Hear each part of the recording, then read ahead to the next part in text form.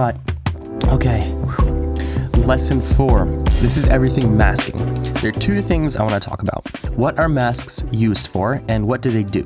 Well, masks are essentially specific ranges that you choose. If you head over to the Develop tab and then Masking tab in Lightroom, you'll get to the masking page. Right here, I have a photograph of this Coca-Cola machine, and I used this preset pack called Retro that I'm selling on my store. You can check it out. But basically, if you head over to this Mask tab, you can click on Add a Mask, and there are multiple different types of masks. Everything above this line, and landscape and objects, are automatic masks, and they will select things automatically for you. You can try out the object one. I love it. Basically, you create a square around an object, and it will automatically outline that object. So you might be able to choose a person or even a Coca-Cola machine. I'm not going to use those. But if you head down, you got the brush, the linear gradient, radial gradient, color range, luminance range. Radial gradient, I will talk about that really quickly. If you click on a radial gradient, I'm going to click show overlay so that you can see the red. If you put in a radial gradient, you'll see a circle in the center. The circle in the center is where the effects of the gradient will be most intense. If you increase that circle, which is the feather, you can adjust it with the slider over here and make it really big. You can see that the circle has disappeared, and now the effects of the gradient are going to be evenly dispersed all throughout the circle. Whereas when it's in the center, a little bit smaller, it's going to be gradually decreasing in intensity as it goes away from the circle. This is a gradient, and it is the same thing for everything else that has a gradient in it. The two other things here are the color range and the luminance range. The color range is obvious. You can choose a specific color range and then you edit that color range however you like. The luminance range is a specific intensity of light. So like with the histogram, you got blacks, shadows, midtones, highlights, and whites. You can choose those specific areas and you can get even more precise. That's what masking does, in addition to adjusting three things. We talked about this in the last lesson with the advanced sliders: the saturation, hue, and luminance. That's all masking does. It adjusts one of those three categories to your liking. And you can do that by adjusting the sliders here in the masks area. Now, the second thing, why would you want to use masks? Well, again, there are two reasons.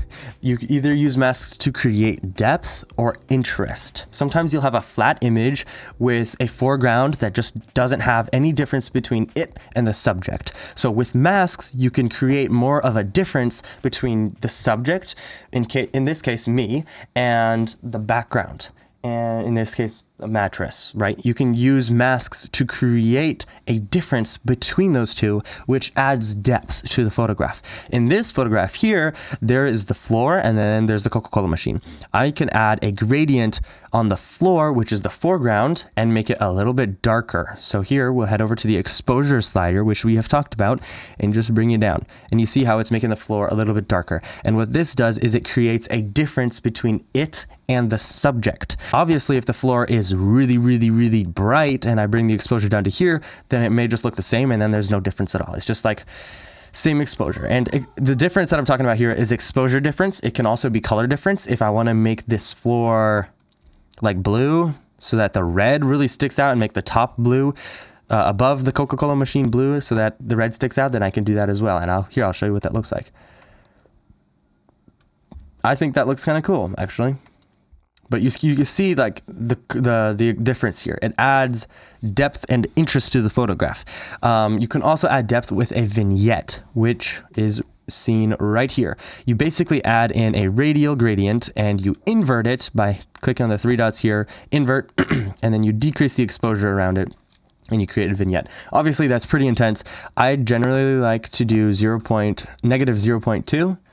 That's just what I shoot for as like a basis most of the time, but you can do whatever you like. The second point, instead of depth, we're talking about interest. Depth generally creates a lot of interest, so creating interest can be done in that specific way. But sometimes, like, you might have to adjust the color range or the luminance range, or more specifically, you might have to eliminate something that is pulling attention away from your main subject. So in this case, I don't like this window here. It's too bright, so I can put a radial gradient over it. I can decrease the highlights of this specific area, and now the intensity or the interest has been pulled away. So my point in saying this is that sometimes in order to create interest, you need to eliminate interest. And to get even more specific, if you're making a print, if you want to print some of your photos up, there might be tiny little details like Here, let's take a look at this. If we zoom in, there might be tiny little details or discolorations in your photograph that you don't want to be there. So in order to get rid of them, you can use a mask. Let's just pretend for a moment that this circle here is purple. And that's not supposed to be purple. You can use a brush, or you can use a radial gradient, and you can drop it over your purple dot and adjust the hue so it's no longer purple, or you can decrease its saturation.